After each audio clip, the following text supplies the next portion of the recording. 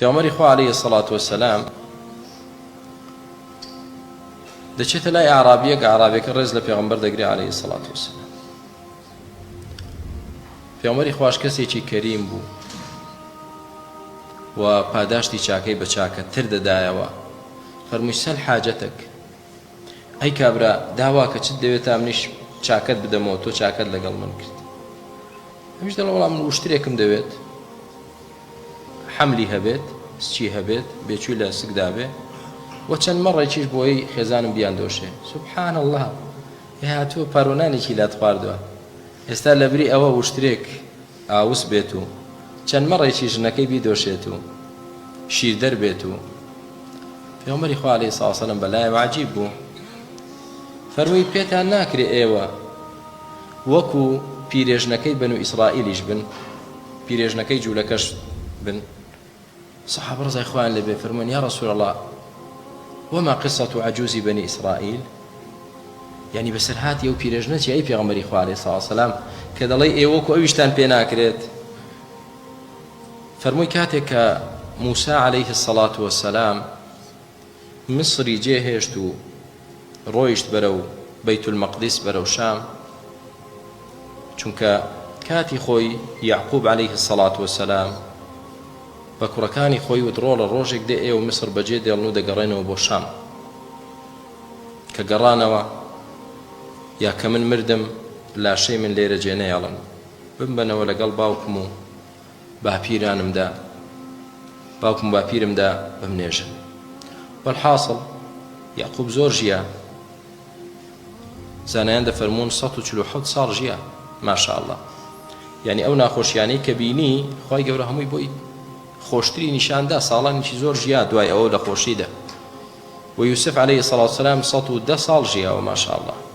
نەوەکەی خۆشی بینیوە، نەک هەر ژنیشی هێنا و کوڕیشی بوو، ژنیشی هێنا و کوڕیشی بوو، نەوەشی بووە.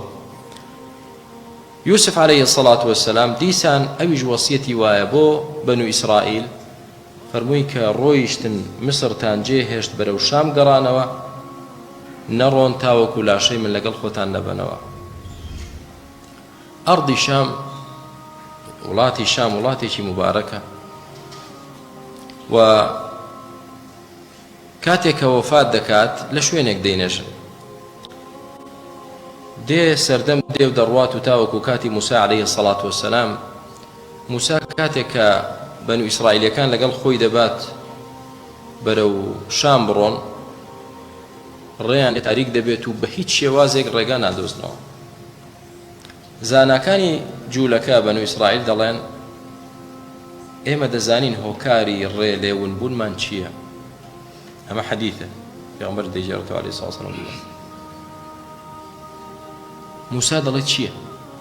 دەڵێ یوسف عەلەیهی سەڵاتو وەسەلام وەسیەتی کردووە کە بەنو ئیسرائیل کە نەوە و نەتیجەی خۆی عەشیرەتەکەی خۆی ڕۆیشتن لاشەکەی ببن لە گۆڕەکەی دەریکەنەوە بیبن بۆ شام لەگەڵ خۆیان جێ نەهێڵن. ئێستا ئێمە دەمانەوێت بڕۆین بەبێ لاشەی یوسف، بۆیە خوای گەورە ڕێمان لێ وێڵ دەکا و هەرچەند دەکەین ڕێگا نادۆزینەوە. موسا عەلەیهی سەڵاتو وەسەلام دەفەرمێت چێ شوێنی پێدەزانێت، چێ قەبری یوسف پێغەمبەر پێدەزانێت عەلەیهی سەڵاتو وەسەلام؟ دەڵێ وەڵڵا کەسمان نازانین ئیلا پیرێژنێک، وا گومان دەبین ئەو پیرێژنە قەبری یوسف بزانێت. عەجوزێک پیرێژنەکە دەدۆزنەوە وەرە. موسا عەلەیهی سەڵاتو وەسەلام دەفەرمێ پێمان بڵێ قەبری یوسف لەکوێیە؟ دەڵێ نەخێر مەرجم هەیە، بە مەرج پێت دەڵێم ئەی موسا. دەڵێت مەرجەکە چێ داوای کرد؟ دەڵێ لە قیامەت لەگەڵ تۆم لە بەهەشتە. ئەگەر ئەوەم بۆ زامن دەکەی لای خوای پەروەردگار پێت دەڵێم، دەنا پێت ناڵێ.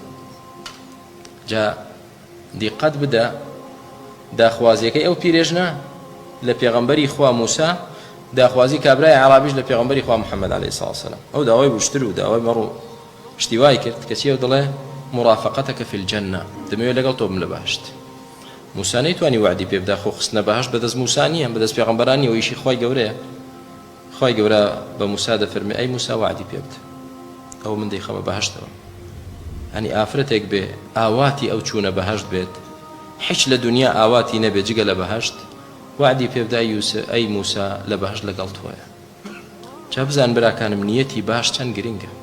نية المرء أبلغ من عمله بس نيتي باشە هەبێ زۆر جار نیەتەکە لە کردەوەکەت گرنگتر و مهمترە نیەتی خێرت هەبێ خوا موفقت دەکە بەڵام نیەتی شەڕت هەبێ کارەکانیشت چاک بن ئیلا ڕۆژێک دێت ئەو نیەتە خراپە وەک مار پێت وەدەدات بۆیە عەجوزی بەنی ئیسرائیل وتی وەرن بردنی بۆ سەر گۆمێک چاڵە ئاوێکی مەوجود کە لەوێ بووە تێو ئاوە دەردن لەو گۆمە ئاویتیان نەیەڵن ئێ باشەوە چۆن ئەو ئاوە بەهەرحاڵ زۆرن ئاوەکەیان دەردا تی دێستە هەڵی قەنن لەناو ئەو گۆمەدا هەڵی بکەن ئەیرە قەبری یوسف قەبرەکەیان فعلەن دەردا و یوسفیان دەرهێنا و دنیایان بۆ ڕووناک بۆ ڕێگایان دۆزیەوە کەوتنەوە ڕێگا ئەوجا بۆ یوسفیان وەسیەتەکەی یوسف عەلەیهی سڵام جێبەجێیان کرد